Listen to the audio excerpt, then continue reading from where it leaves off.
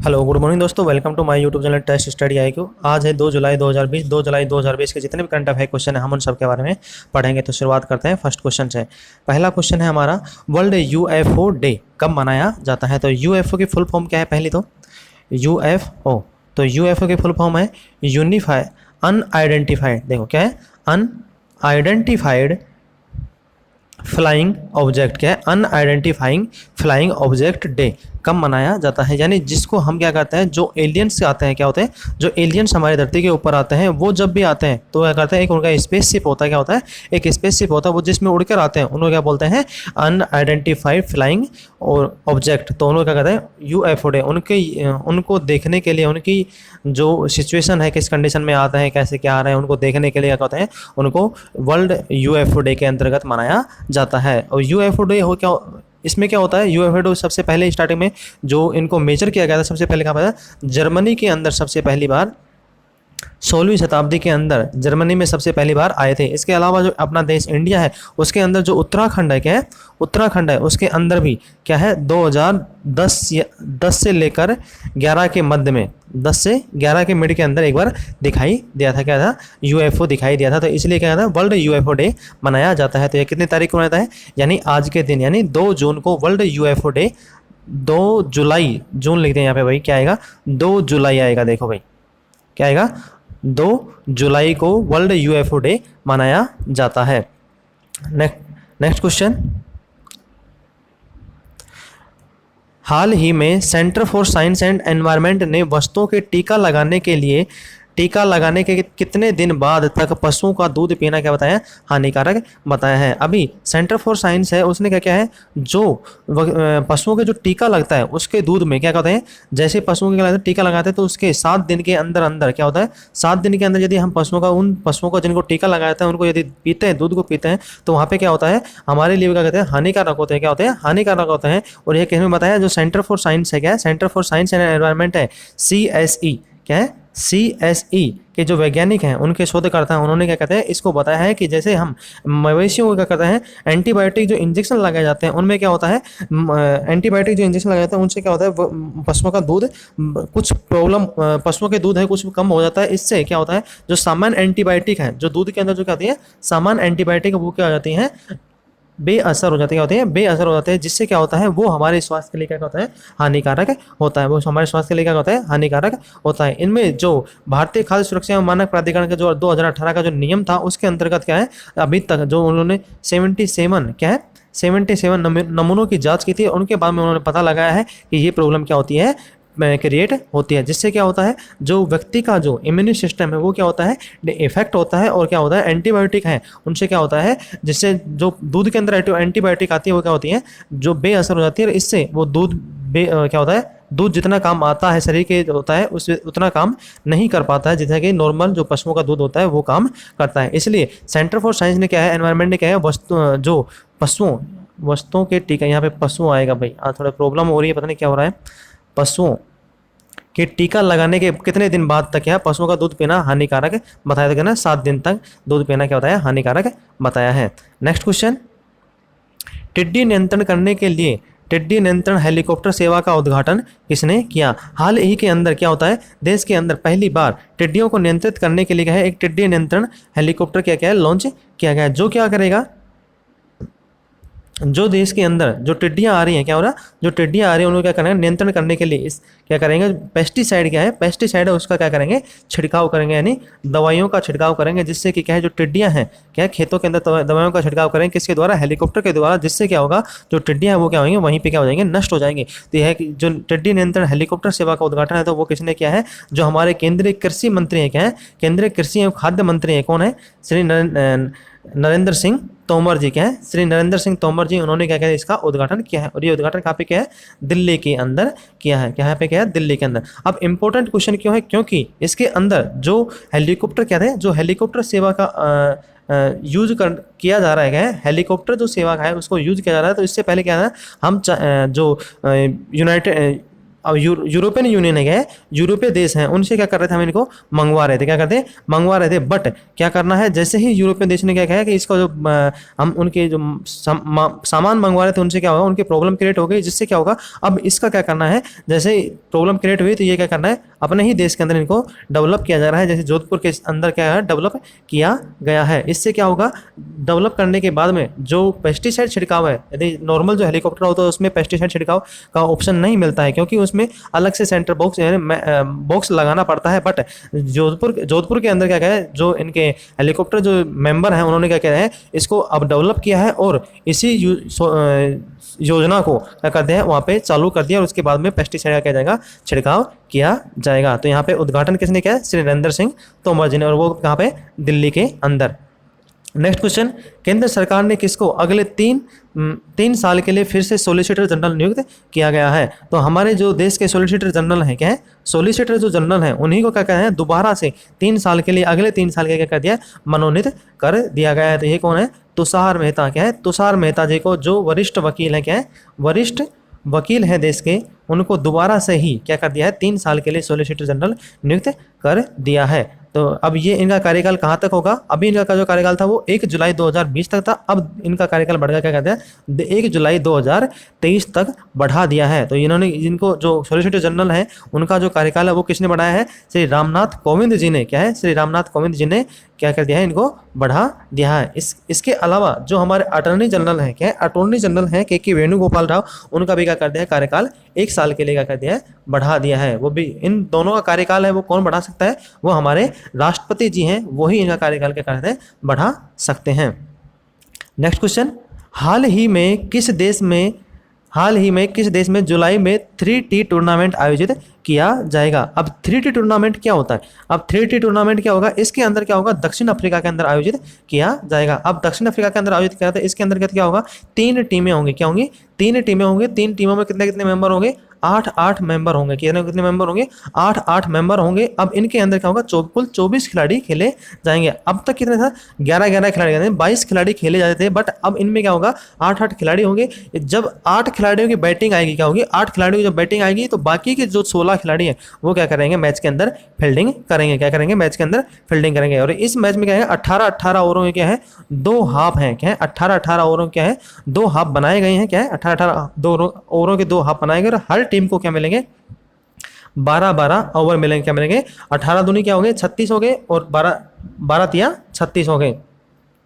प्रत्येक टीम को क्या मिलेंगे, 12 ओवर खेलने के लिए मिलेंगे और 12 ओवर क्या मिलेंगे, करने के लिए मिलेंगे। तो इनमें क्या होगा, जो भी साउथ अफ्रीका के जो भी खिलाड़ी हैं वो क्या करेंगे, प्रत्येक जो साउथ अफ्रीका के खिलाड़ी हैं वो आपस में क्या करेंगे, खेलेंगे। तो यह कहाँ पे आयोजित किया है, दक्षिण अफ्रीका के अंदर आयोजित की जा रही है। नेक्स्ट क्वेश्चन, हाल ही में किस राज्य ने प्रोजेक्ट प्लेटिना के तहत दुनिया का सबसे बड़ा प्लाज्मा थेरेपी परीक्षण किया है। तो यह कौन से राज्य सरकार ने किया है, तो यह महाराष्ट्र की जो राज्य सरकार है उसने प्लेटिना, क्या है, प्रोजेक्ट प्लेटिना के तहत प्लाज्मा थेरेपी का कर दिया, परीक्षण शुरू कर दिया। तो कौन सी राज्य सरकार ने किया है, महाराष्ट्र के। और महाराष्ट्र के जो मुख्यमंत्री है वो कौन है, उद्धव ठाकरे जी, क्या है, उद्धव ठाकरे जी महाराष्ट्र के क्या है, मुख्यमंत्री हैं। तो इन्होंने इस सूचना, इस जो प्लेटिना है इसका क्या है, प्लाज्मा थेरेपी परीक्षण का क्या है, हाल ही में शुभारंभ किया है।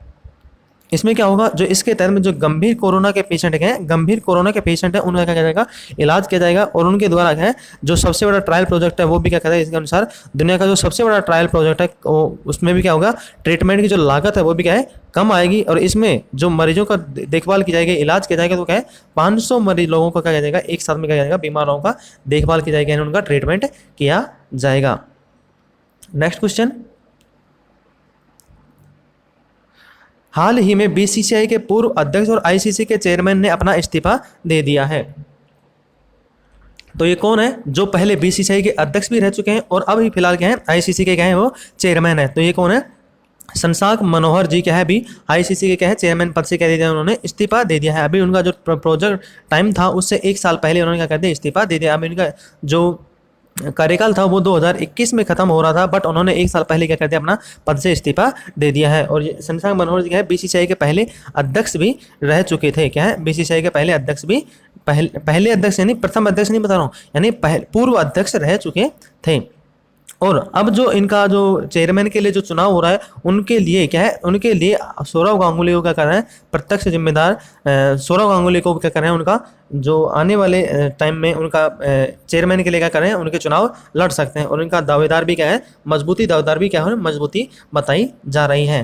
नेक्स्ट क्वेश्चन, किस राज्य के वन विभाग ने पिथौरागढ़ जिले के कुमाऊं में के मुन्यारी में भारत का पहला कवक पार्क विकसित किया है? तो यह कौन सा राज्य, कौन सी राज्य है जिसके अंदर क्या है इसको लॉन्च किया गया है? तो यह कौन सा है, उत्तराखंड राज्य सरकार में क्या है, उत्तराखंड में इसको क्या है शुरुआत की गई है, जिसके अंतर्गत क्या होगा, जिसके अंदर क्या होगा, वहां पे पहला कवक पार्क यानी लिंचन पार्क विकसित किया जाएगा, लिंचन पार्क विकसित किया जाएगा। और ये कौन सा है, पिथौरागढ़ जिले के अंदर है। इसमें क्या होगा, जो हिमालयन के क्या है 5,000 जो मीटर ऊंचाई हिमालय की पर्वत की, उसमें क्या होगा, वहां पे जो लाइकेन हिमालय क्या है, लाइकेन हिमालय है, वहां पे इसको क्या जाएगा, विकसित किया जाएगा। इस परियोजना का जो मेन उद्देश्य है वो क्या है, जो लाइकेन प्रजाति है क्या है, जो लाइकेन प्रजाति है क्या है, जो कवक की जो लाइकेन प्रजातियां हैं उनके वितरण, उनके निवास, उनके रूपात्मक और शारीरिक पहलुओं का क्या है, सभी का मिलकर क्या करना है, सर्वेक्षण करना, और उनके जो इतिहास है यानी जो साहित्य है उनकी समीक्षा करके साथ में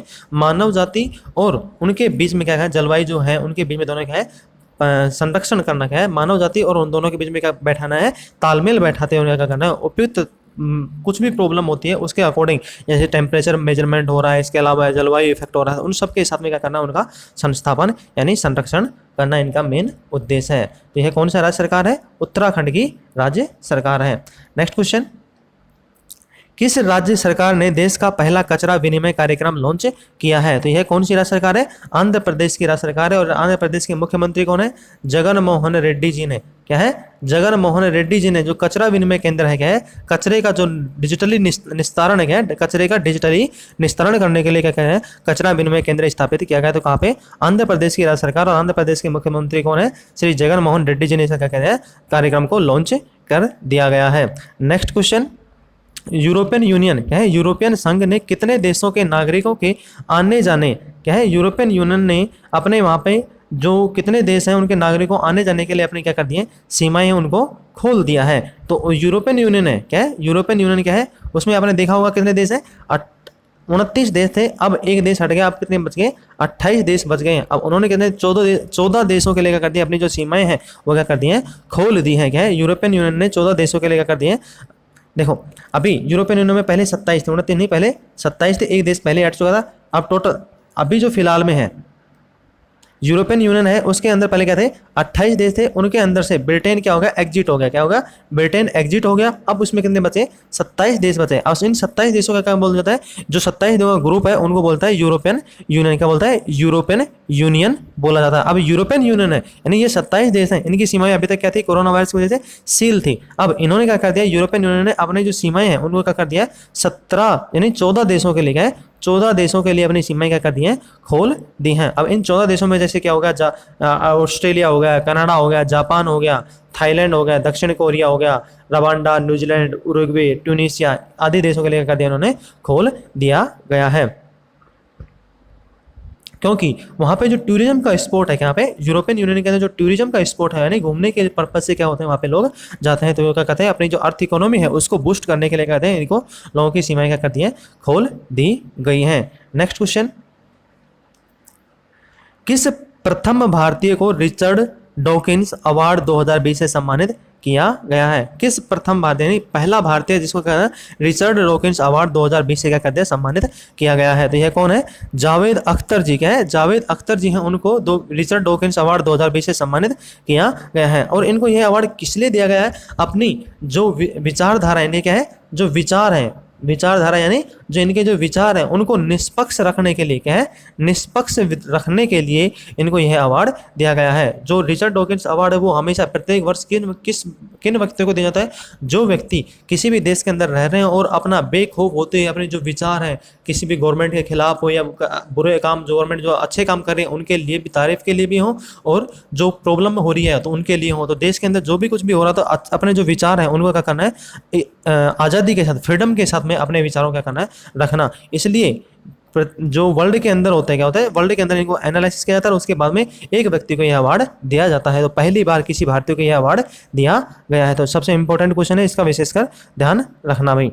नेक्स्ट क्वेश्चन, किस राज्य सरकार ने किल कोरोना अभियान शुरू करने की घोषणा की है? तो यह किस राज्य सरकार ने की है? तो यह मध्य प्रदेश की राज्य सरकार ने क्या कहा है, किल कोरोना अभियान शुरुआत करने की घोषणा की है। मध्य प्रदेश के मुख्यमंत्री कौन है? श्री शिवराज सिंह चौहान। और मध्य प्रदेश के राज्यपाल कौन है? श्री लालजी टंडन थे, बट उनकी क्या है, लालजी टंडन थे, बट उनकी हेल्थ की वजह से उन्होंने क्या कर दिया है, कुछ हेल्थ की इशू चल रहा है, इसलिए उनकी जगह श्री आनंदीबेन पटेल, क्या है, श्रीमती आनंदीबेन पटेल जी को क्या कर दिया, अतिरिक्त कार्यभार सौंपा गया है। किसका?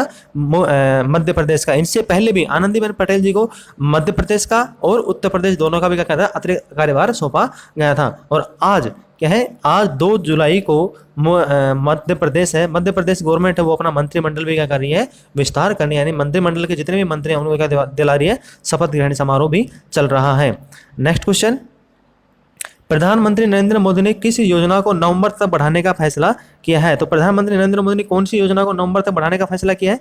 तो अभी जो प्रधानमंत्री गरीब कल्याण अन्न योजना थी, क्या है, PM गरीब कल्याण अन्न योजना है, उसको क्या कर दिया है, बढ़ाने का, यानी नवंबर तक बढ़ाने का क्या कर दिया, फैसला कर लिया है। अभी जो ये लॉकडाउन लगा था, क्या था, लॉकडाउन की वजह से क्या प्रत्येक लोगों को क्या किया जाता है, गवर्नमेंट की तरफ से क्या दिया जा रहा था, 5 किलो गेहूं अनाज दिया जा रहा था। क्या था, 5 किलो गेहूं अनाज 3 महीनों के लिए, जैसे फरवरी, अप्रैल हो गया, मई हो गया और जून हो गया, ये पहले 3 महीने के लिए लागू किया गया था। अब इसको बढ़ा के क्या कर दिया है, अगले नवंबर, यानी इस नवंबर माह तक भी कर दिया। अब प्रत्येक व्यक्ति को ये 5 किलो गेहूँ, क्या है, 5 किलो गेहूँ, चावल और प्रोटीन का ध्यान रखते हुए क्या मिलेगा, इनको क्या करेगा, 80 करोड़ गरीब परिवारों को क्या मिल जाएगा, अन्न जो प्रधानमंत्री गरीब अन्न कल्याण अन्न योजना है उसके तहत में क्या हो जाएगा, इनको प्रोवाइड करवाया जाएगा। नेक्स्ट क्वेश्चन, देश के अटॉर्नी जनरल, मैंने आपको बताया था भी देश के अटॉर्नी जनरल कौन है, के वेणुगोपाल राव। इनका कभी जो कार्यकाल है वो राष्ट्रपति जी ने क्या कर दिया है, राष्ट्रपति जी ने कितने साल के लिए बढ़ा दिया है, 1 साल के लिए बढ़ा दिया। कितने साल के लिए, 1 साल के लिए। क्वेश्चन भी आ गया, तो ये 1 ईयर के लिए इनका जो कार्यकाल है वो बढ़ा दिया है, क्योंकि 1 ईयर के लिए क्या कर दिया, बढ़ा दिया, क्योंकि अभी जो कोविड-19 है उसकी वजह से जितने भी जो अपॉइंटमेंट हो रहे थे पहले, जो क्या होते अपॉइंटमेंट किए जा रहे थे, उनको सभी का कार्यकाल बढ़ाया जा रहा है हर प्रत्येक देश के अंदर। जैसे क्या हो गया, MCA का अध्यक्ष हो गया, मेलबर्न क्रिकेट क्लब हो गया, उसके भी जो अध्यक्ष थे श्री संगकारा जी, उनका भी क्या कहता है, 1 साल के लिए कार्यकाल बढ़ा दिया गया था। इसी वजह से अभी जो सॉलिसिटर जनरल है उनका भी कार्यकाल बढ़ा दिया, अटॉर्नी जनरल है उनका भी कार्यकाल अभी 1 साल के लिए बढ़ा दिया है। तो ये किसने क्या घोषणा की है, ये हमारे जो राष्ट्रपति जी हैं, क्या है, राष्ट्रपति रामनाथ कोविंद जी, उन्होंने यह क्या कर दिया, घोषणा कर दी है। और इन्होंने जो के वेणुगोपाल राव जी, इन्होंने किनकी जगह अपना कार्यकाल संभाला था, तो मुकुल रोहतगी का स्थान 2017 के अंदर 30 जून 2017 के अंदर उन्होंने कार्यभार संभाला था देश के अटॉर्नी जनरल के रूप में। और उन्होंने किसका स्थान किया था, मुकुल रोहतगी के जगह पे क्या लेते हैं, उन्होंने स्थान ग्रहण किया था। आज के लिए इतना ही। यदि आपको हमारा लेक्चर पसंद आता है तो आप इसे लाइक करें, शेयर कमेंट करें और सब्सक्राइब करना ना भूलें, जिससे कि सब्सक्राइब के साथ में जो बेल आइकन है उसको प्रेस करना ना भूलें, जिससे भी जब हमारा कोई लेक्चर अपलोड होगा सबसे पहले आपको मिल जाएगा। इसके अलावा यदि आपको हमारा लेक्चर पसंद नहीं आता है तो आप इसे डिसलाइक भी कर सकते हैं। यदि पसंद आता है तो आप अपने मैक्सिमम से मैक्सिमम दोस्तों को क्या करना है, शेयर करना है। आज के लिए इतना ही, धन्यवाद।